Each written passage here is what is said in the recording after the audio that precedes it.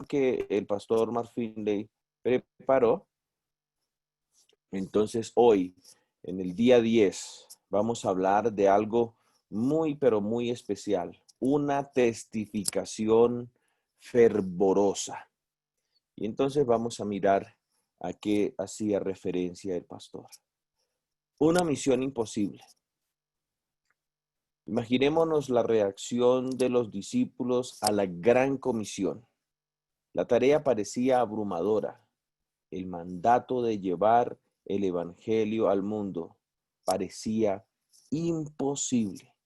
Recuerden que la semana pasada, en la guía de estudio de la escuela sabática, el pastor estaba hablando de esto, de esa misión imposible que parecía la predicación del evangelio. Y era un pedido del Señor a 120 miembros, que era lo que había consolidado en su ministerio. 120 miembros, dice el libro de Hechos, que estaban reunidos ahí en el aposento alto. Y a esos 120 miembros les estaba pidiendo que predicaran el evangelio a todo el mundo. Saben, cuando nosotros pensamos en ese desafío y pensamos en nuestra ciudad, porque Dios quiere llevar una misión mundial y dicho sea de paso, antes de avanzar, quiero comentarles, hermanos, que como esa es una de las evidencias de que esta es la iglesia del Señor. El Señor deseaba que el evangelio se predicara a todo el mundo. Y para predicar el evangelio en todo el mundo, Él necesitaba tener una iglesia por todo el mundo.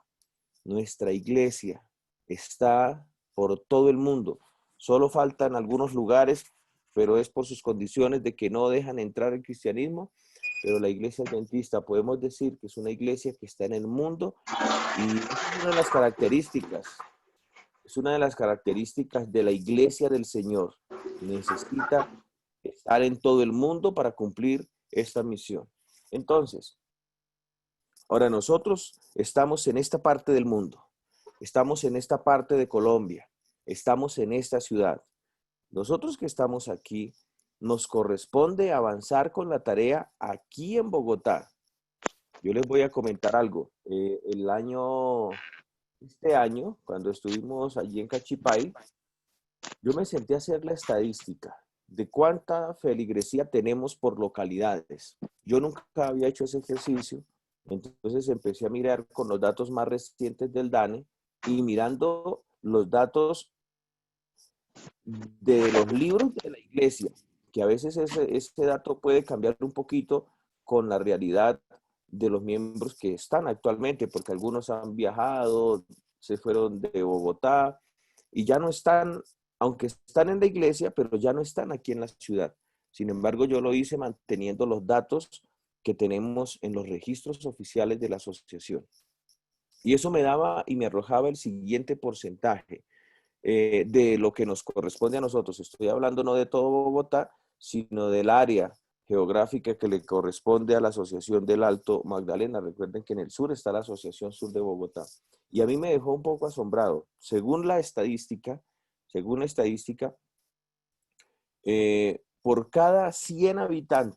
Por cada 100 habitantes, tenemos un 25% de un adventista. O sea, no tenemos un adventista por 100 habitantes, tenemos el 25% de un adventista. Quiere decir que para nosotros tener un adventista necesitamos 400 habitantes. O sea, en el momento, con los datos, les estoy hablando de los datos que tenemos en los libros de la asociación, en el registro, y ahorita que está en el programa eh, de la iglesia, tenemos por cada 400 habitantes, tenemos un adventista. Quiere decir que el desafío para cada uno de nosotros sería evangelizar, predicarle a 400 personas, y es un desafío grande. Entonces, ¿cómo podría un grupo tan pequeño de discípulos causar un impacto notorio en el poderoso imperio romano?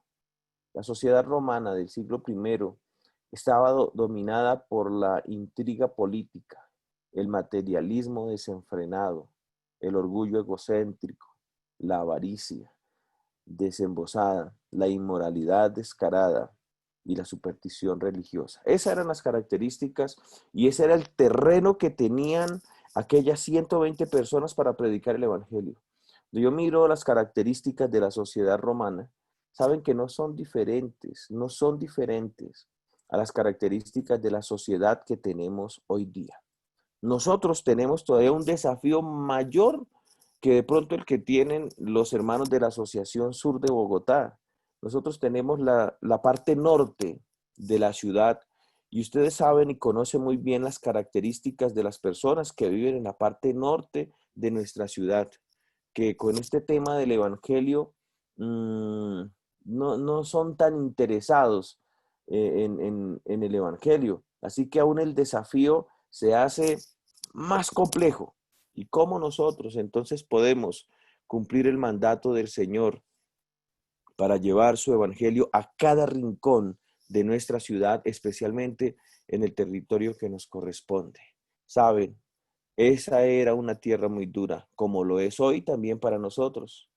Sumida en miles de años de tradición, Jerusalén tampoco parecía un terreno fértil para el futuro del evangelio. Recuerden que Jesús tuvo que ir en dos direcciones.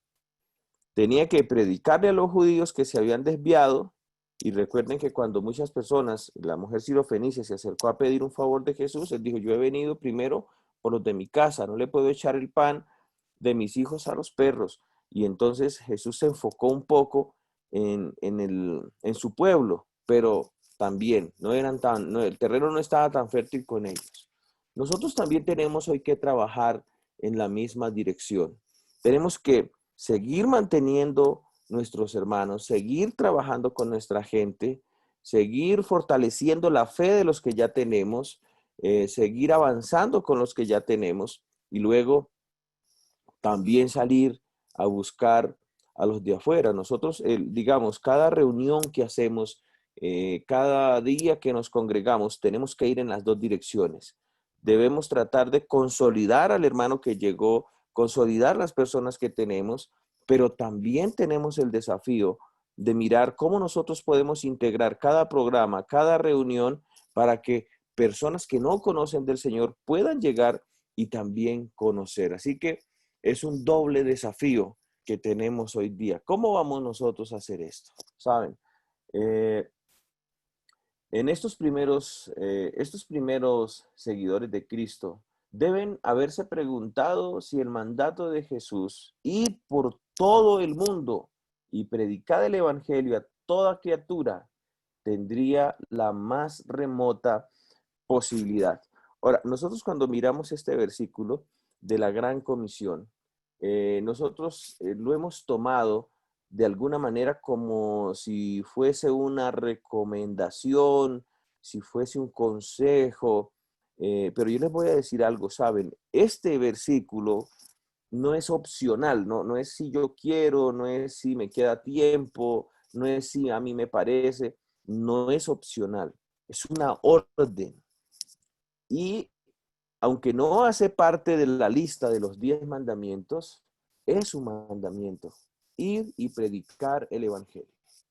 Mm, es algo que yo he venido considerando, mirando, y pues le damos gracias al Señor porque la iglesia ya está reconsiderando esa parte. Nuestra iglesia, por muchos años, no sé, la manera en que vio hacer las cosas era que la iglesia siempre se trazaba un objetivo, ponía un número y lo distribuía por sus iglesias, por sus distritos, y eso venía escalando desde la división, bueno, la unión, no sé, yo, aunque he estado todo el tiempo en la iglesia, aún no sé de dónde se formó este modelo, y este modelo siempre ha traído dificultades en la iglesia, aunque muchos de nosotros hacemos parte de esa estrategia de la iglesia. Yo, aunque soy de tercera generación adventista, pues alguien fue y evangelizó a mis abuelos y quizás hicieron parte de alcanzar y lograr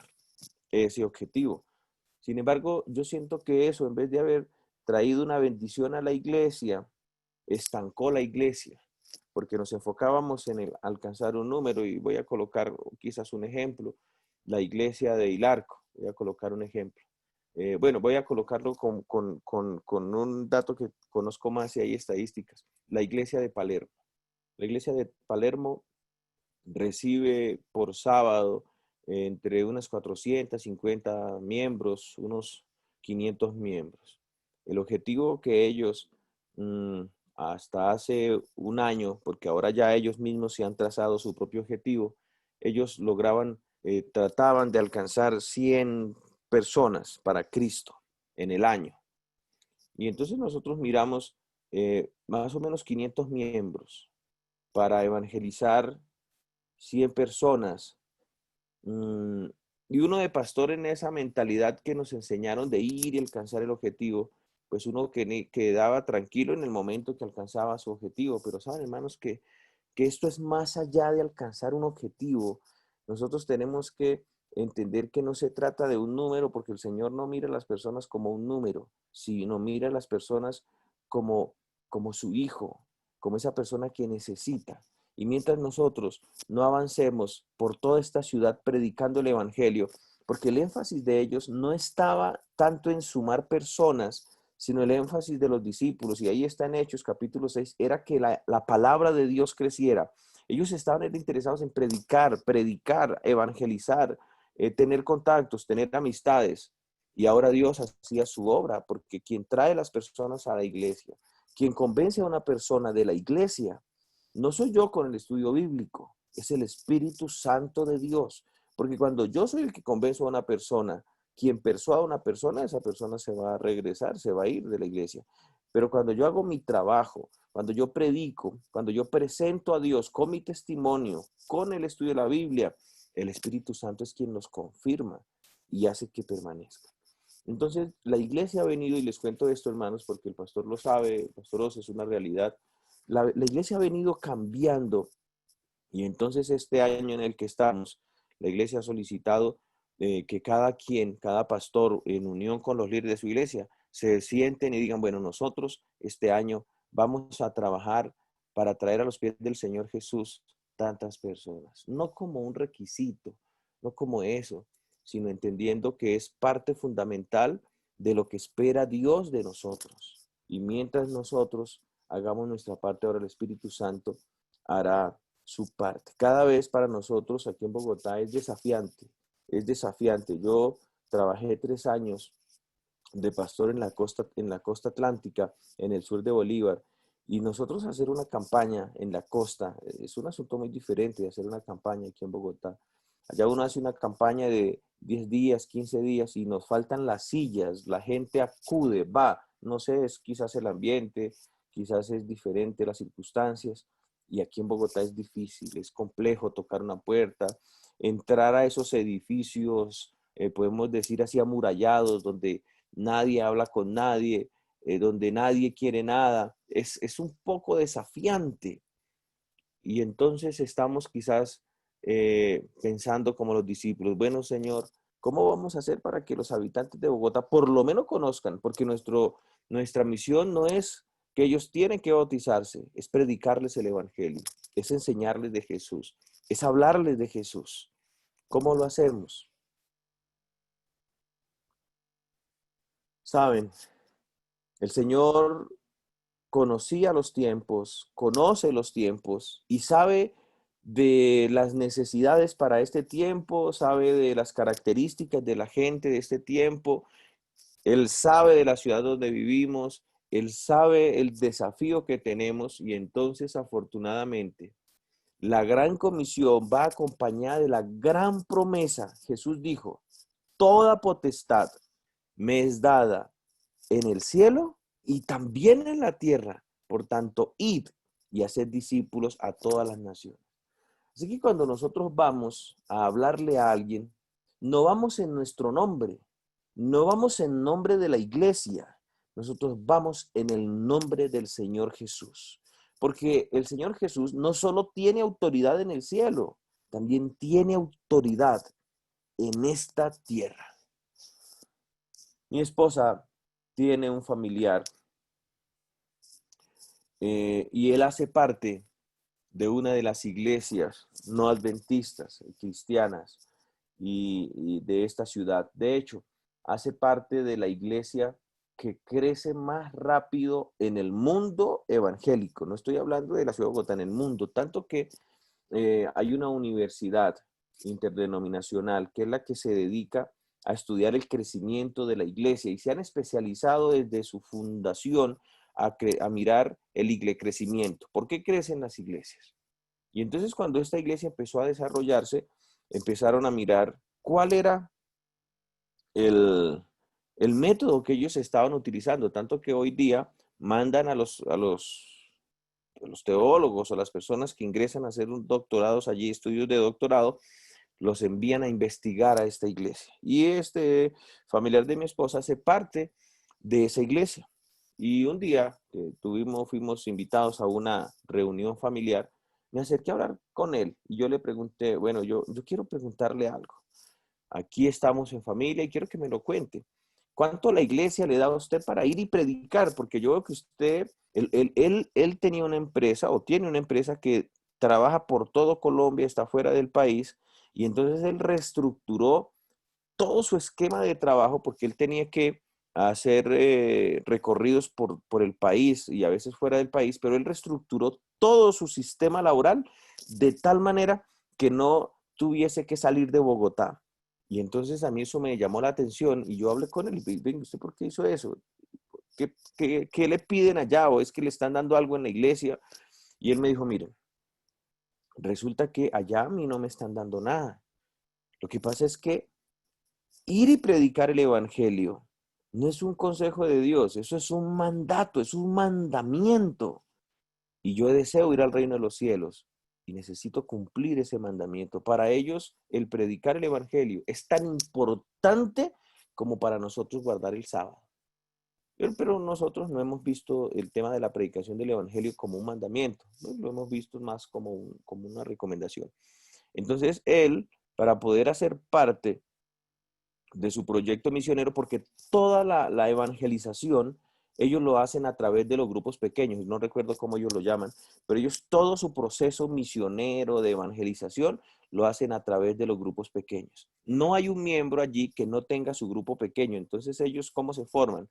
Él tiene su líder y él hace una reunión, su líder lo reúne, le da instrucciones, lo ministra, le predica y ahora él tiene también su grupo pequeño y todas las personas que llegan a ese lugar, que llegan a esa iglesia, llegan por medio de un grupo pequeño. Nadie llega suelto, todos llegan por medio de un grupo pequeño y de esta manera hace que su estadía en ese lugar sea más sólida porque hay un grupo pequeño que lo cobija, lo cubre, ¿saben? Esa es la manera que Dios estableció para hacer avanzar su obra, no porque ellos estén creciendo de esa manera, sino porque se lo reveló y está, digamos, a través de toda la Biblia, está justificado el tema de los grupos pequeños y luego lo reconfirmó con nuestra inspiración con Elena de White.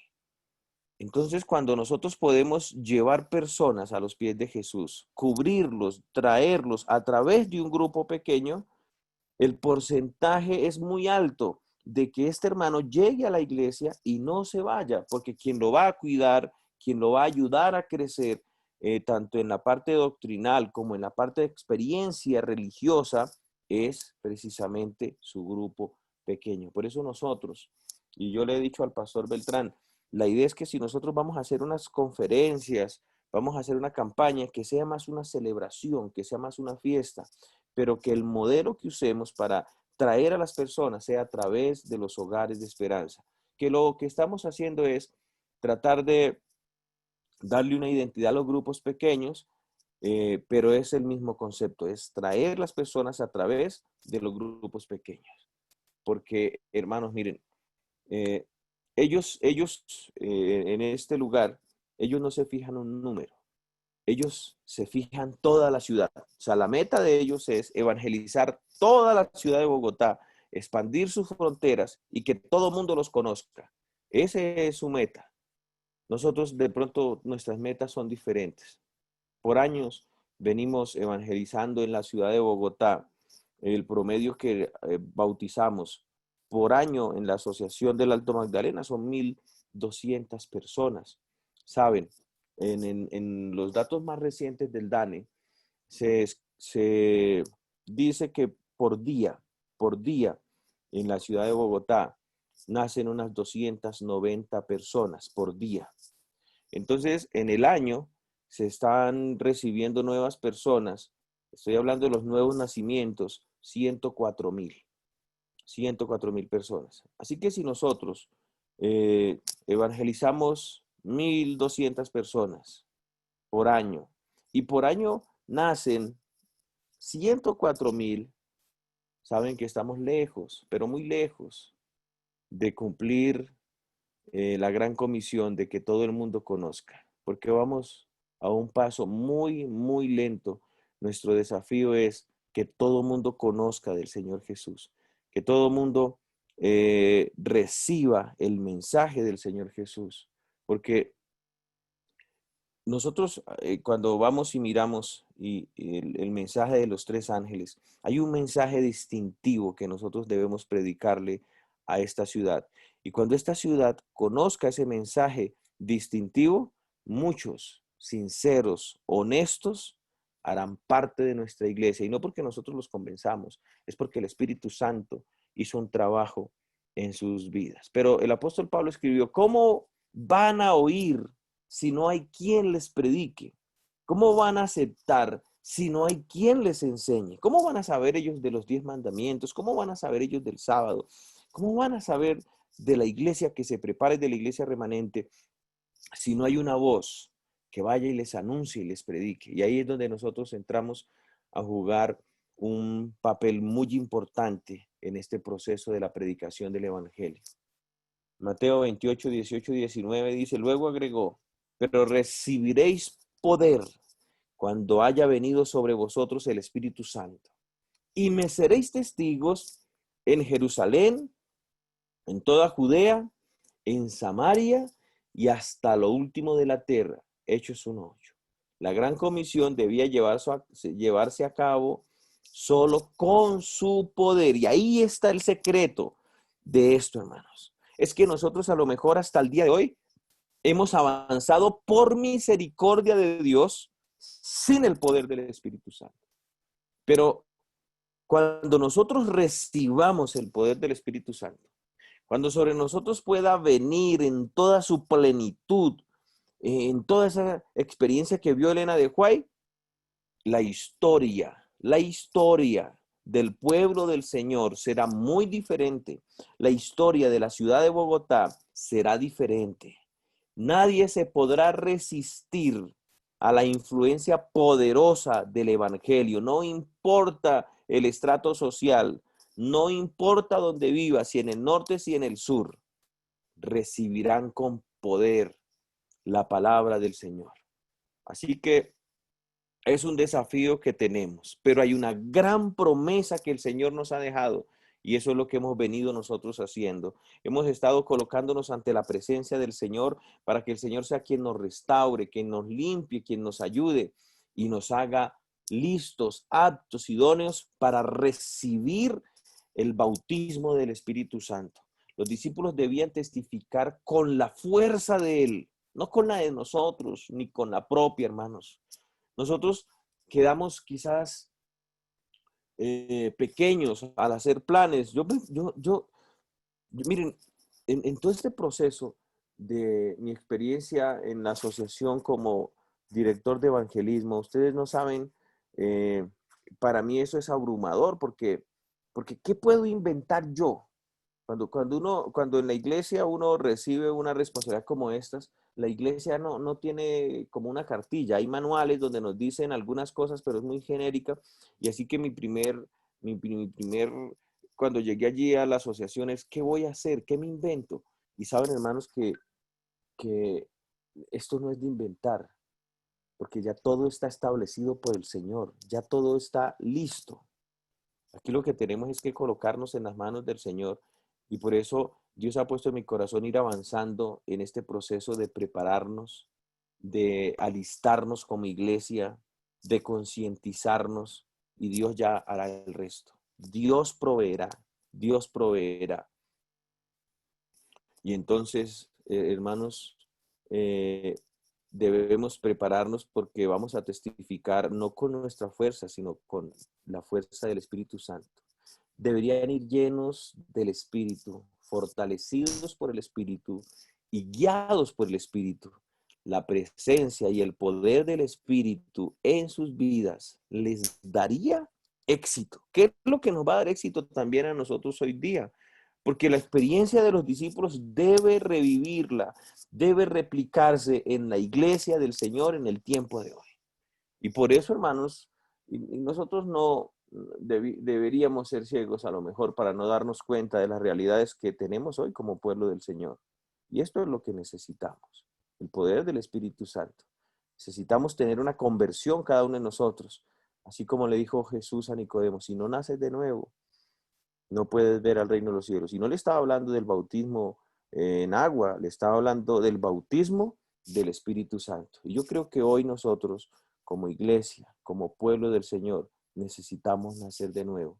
Necesitamos nacer del Espíritu Santo. Y hoy sábado, que sea esa oportunidad para decirle, mira, Señor, han concluido 10 días maravillosos. Han concluido 10 días donde hemos podido meditar, donde hemos podido colocarnos en tus manos. Pero, Señor, por favor, no nos dejes avanzar más como iglesia, como proyecto. No nos dejes avanzar sin tu Santo Espíritu. Y que tengamos la oración de Moisés, Señor. Si tú no vas adelante, si tú no nos acompañas, no vamos a ir. Porque de nada tiene sentido avanzar sin la seguridad de que avanzamos con el Espíritu Santo. Y cada uno de nosotros, pues debemos hacer esa autorreflexión de nuestra vida. ¿Cuál fue el resultado del derramamiento del Espíritu Santo en el día del Pentecostés? Las alegres nuevas de un Salvador resucitado fueron llevados a las más alejadas partes del mundo habitado. Mientras los discípulos proclamaban el mensaje de gracia redentora, los corazones se entregaban al poder de su mensaje. Es interesante. A mí me ha impactado que el énfasis de ellos no estaba en bautizar gente.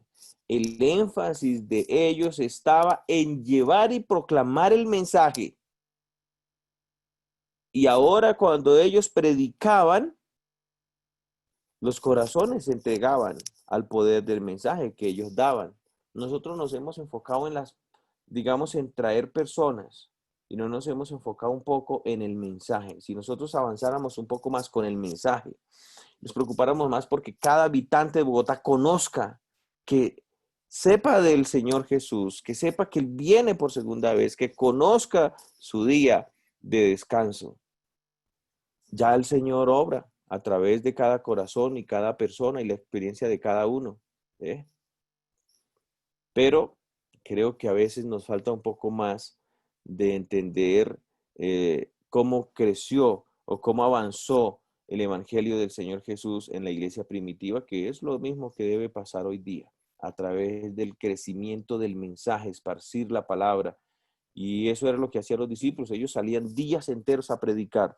Predicaban en los pueblos, en las plazas, tocaban puertas, presentaban el evangelio. Y ahora Pedro viene y hace un programa de evangelismo, solo una noche, y predica un solo sermón y se bautizan 3,000. Luego nuevamente hace otro programa de evangelismo, predica un sermón y se bautizan 5,000. Ellos no llegaron de primera vez.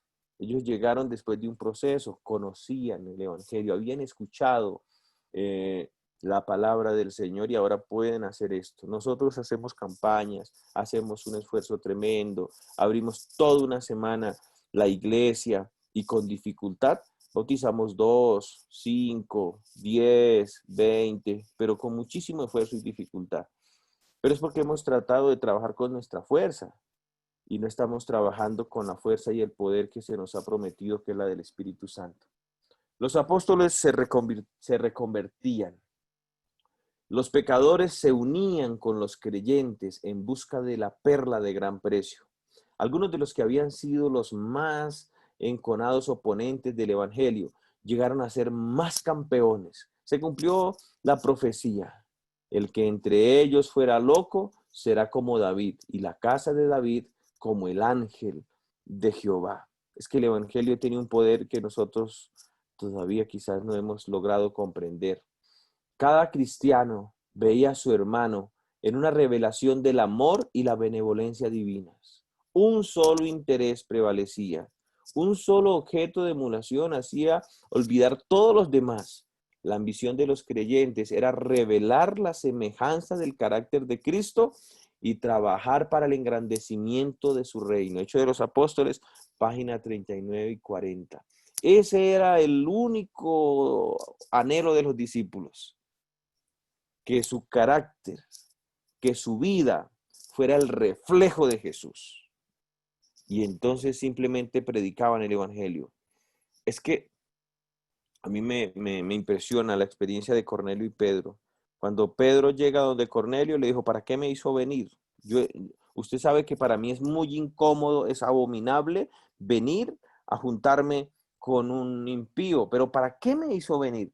Y él le dice, mira, Pedro, yo estaba en ayunas, eran las 3 de la tarde y se me presentó un ángel resplandeciente y me dijo, ve, manda a traer a un hombre llamado Pedro, que se hospeda donde Simón el curtidor, y haga todo lo que él le diga. Y aquí estoy para escuchar lo que tú me vas a decir. Y entonces Pedro, cuando entra y ve a Cornelio, su familia, sus amigos, en un grupo pequeño, y por qué no contextualizarlo, era un grupo pequeño católico, porque eso era lo que era él. Y entonces cuando Pedro ve a esta gente reunida, y no sé, a lo mejor estaban en un salón con imágenes, porque pues Cornelio esa era la creencia que practicaba. Y entonces cuando ve Pedro, lo primero que dice Pedro, y usted puede ir al capítulo 10, dice, ahora comprendo. Pedro no había comprendido la dimensión del poder del evangelio. Y él dice, ahora comprendo. Y ahora viene él, predica un sermón, y ahora él siente que es el momento para decirles, vengan, hagan parte del pueblo del Señor. Y entonces Pedro le dice a los ancianos con que había ido, ¿qué impiden que estos sean bautizados? Y entonces dice la Biblia que viene y los bautiza a todos. Y ahora Cornelio dice, bueno, mire, yo ya me bauticé, pero necesito que se quede conmigo unos días y me enseñe. Y entonces Pedro pasa unos días ahora haciendo un discipulado con ellos. Es interesantísimo. Y Cornelio obedeció las palabras de Pedro, porque Pedro era un hombre de oración, un hombre de Dios, y Dios mismo le había revelado que ese hombre venía a enseñarle. Así que el evangelio, hermanos, y sobre todo el tema de la evangelización no se gesta en nosotros ni en nuestro corazón, es algo que se gesta en el cielo. Cornelio era un hombre de oración y dice la Biblia que las oraciones de Cornelio estaban en el cielo.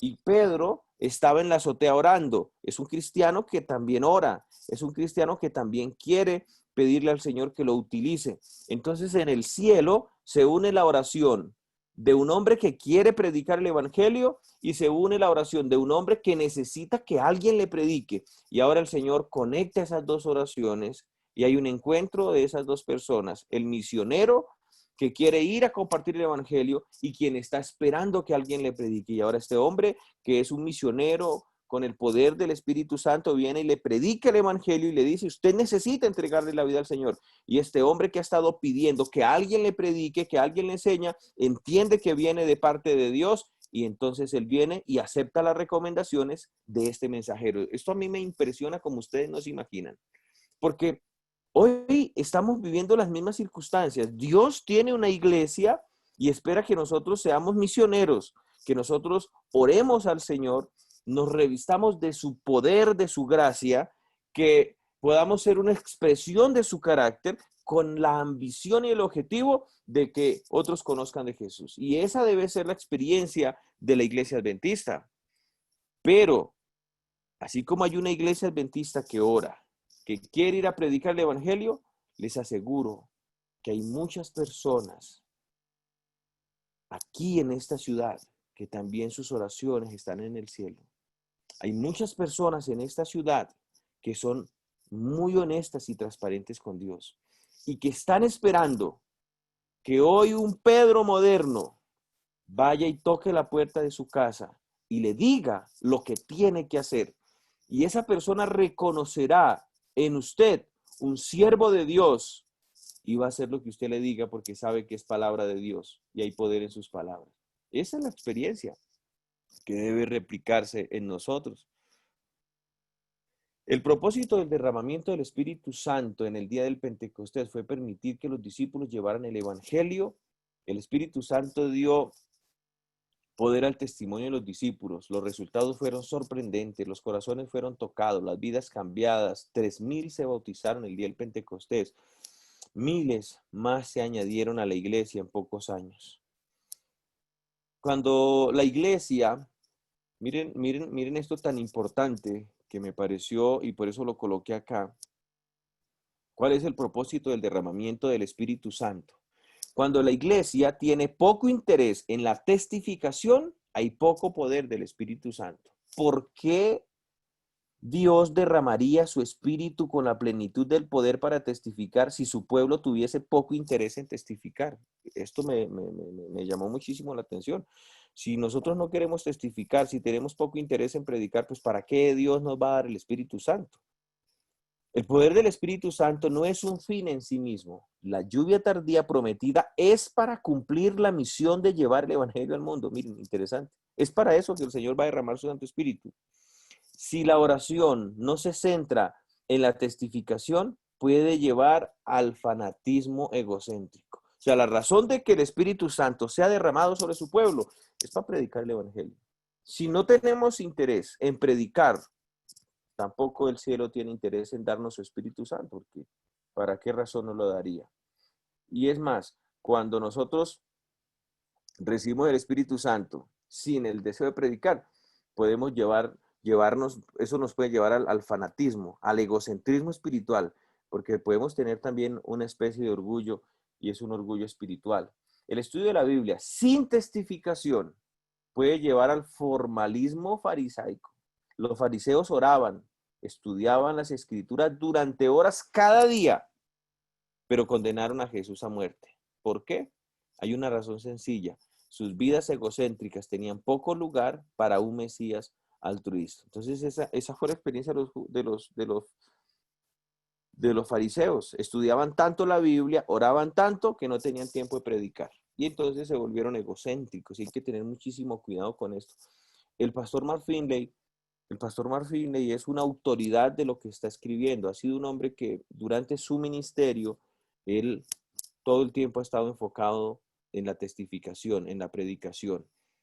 Es un hombre que Dios lo ha utilizado. ¿De qué manera? En la predicación del Evangelio. Por contraste, la testificación mata el egoísmo. La oración sincera, el estudio ferviente de la Biblia y la testificación fervorosa son la clave de todos los reavivamientos auténticos. 3 cosas. El estudio ferviente, la oración y la testificación fervorosa, hermanos, son la clave de los reavivamientos auténticos. El propósito fundamental de la oración y el estudio de la Biblia es acercarnos a Jesús para que Él pueda confiarnos el derramamiento del Espíritu Santo para una testificación poderosa. La lluvia tardía no será derramada para glorificar nuestro yo, no será desatada para que los miembros de la iglesia satisfechos consigo mismos se conviertan en testigos fervorosos. La obra de la lluvia temprana del Espíritu Santo es convencernos del pecado, darnos poder para enfrentar al enemigo y reordenar nuestras prioridades para testificar. La lluvia tardía cae para terminar la obra de la gracia de Dios en nuestra vida y en el mundo. Para eso será derramada la lluvia tardía. A menos que los miembros de la iglesia de hoy, a menos que los miembros de la iglesia de Dios, perdón, hoy tengan una relación viva con la fuente de todo crecimiento espiritual, no estarán listos para el tiempo de la siega. A menos que mantengan sus lámparas aparejadas y ardiendo, no recibirán la gracia adicional en el tiempo de la necesidad especial. en vez de esperar algún tiempo futuro en que mediante el otorgamiento de un poder espiritual especial sean milagrosamente hechos idóneos para ganar almas, se entregarán diariamente a Dios para que se hagan vasos dignos y ser empleados por Él. Saben, hermanos, esto es un proceso que debe ser todos los días. Diariamente están aprovechando las oportunidades de servir que están a su alcance. Diariamente están testificando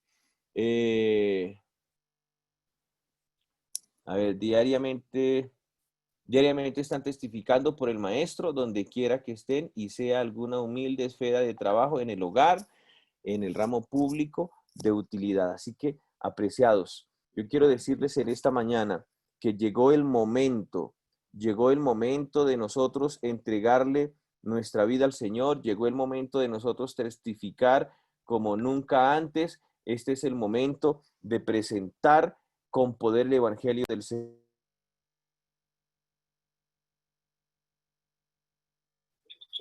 Entonces, apreciados hermanos, yo creo que hemos sido bendecidos por el Señor al estar estos 10 días en el aposento alto. Hemos sido bendecidos al recibir palabra del Señor, pero queda un desafío, hermanos, queda un desafío, colocarnos cada uno de nosotros a disposición del Señor, colocarnos cada uno de nosotros en las manos del Señor para que ahora podamos colocar nuestras vidas al servicio del Señor en la predicación del Evangelio.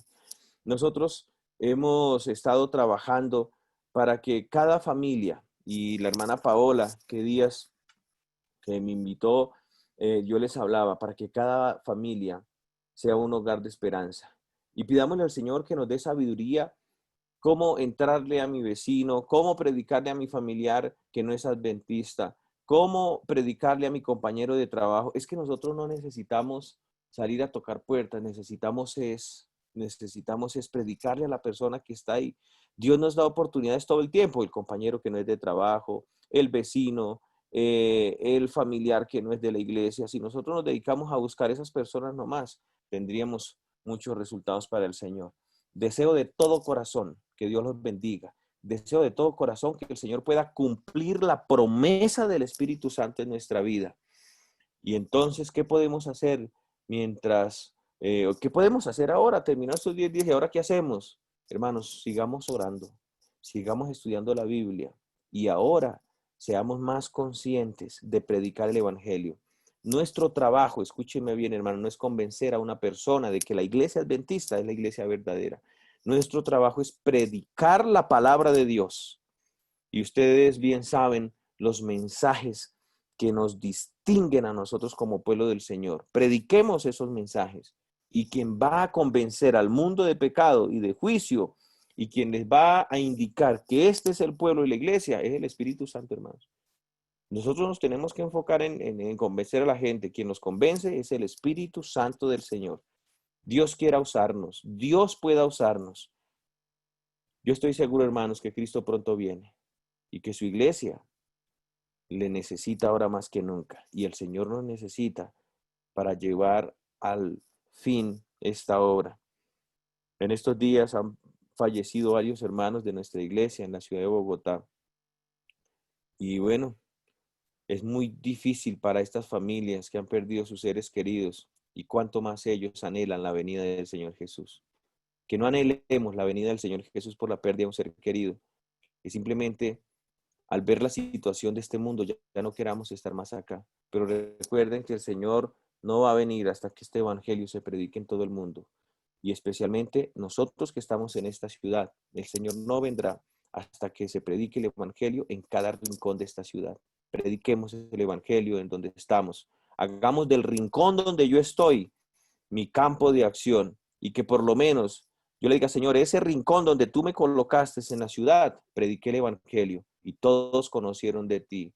Que Dios nos bendiga, que Dios nos guarde, que Dios les acompañe en esta misión de predicar el evangelio. Pastor Osa,